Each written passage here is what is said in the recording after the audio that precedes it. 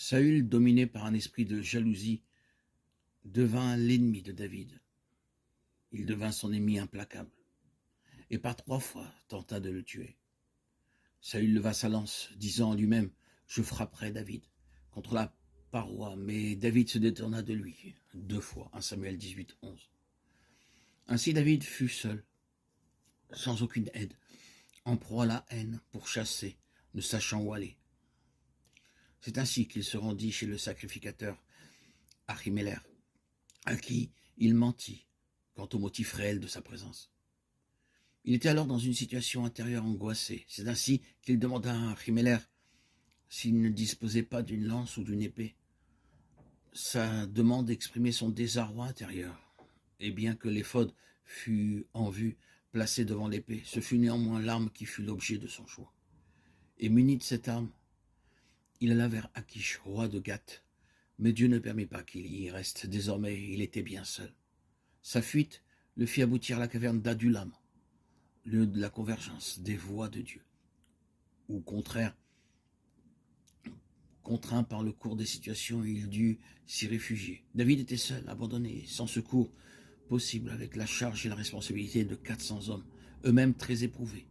Mais cette situation faisait partie du plan divin et était nécessaire pour la formation de cet homme duquel Dieu avait révélé à Samuel qu'il était un homme selon son cœur, qu'il accomplirait toutes ses volontés. C'est dans la caverne donc d'Adullam que David apprit à dépendre de Dieu et de lui seul. Il était indispensable que Dieu ait cet homme entièrement pour lui.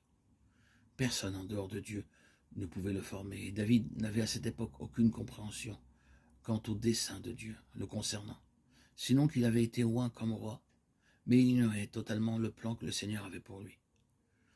C'est dans l'importance des révélations qu'il reçut plus tard que nous trouvons l'explication des voies de Dieu à son égard, des épreuves et souffrances qu'il eut à endurer.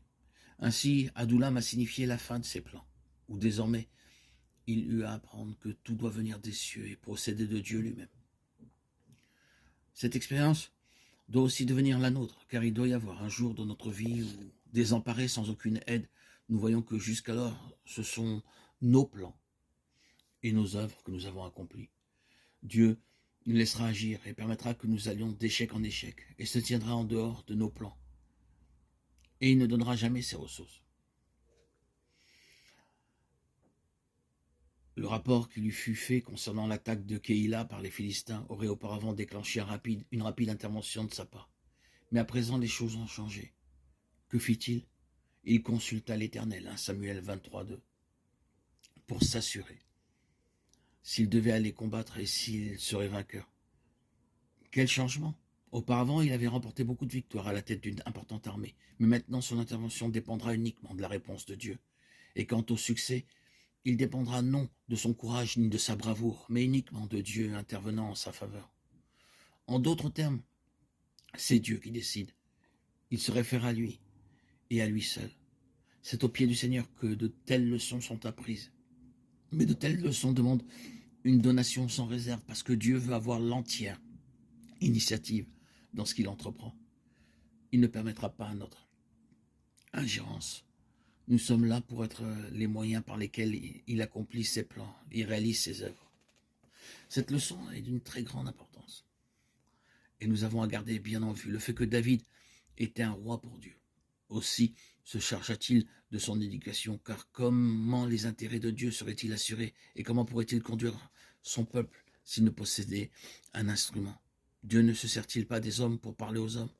C'est pourquoi Dieu a besoin d'une oreille et d'une bouche.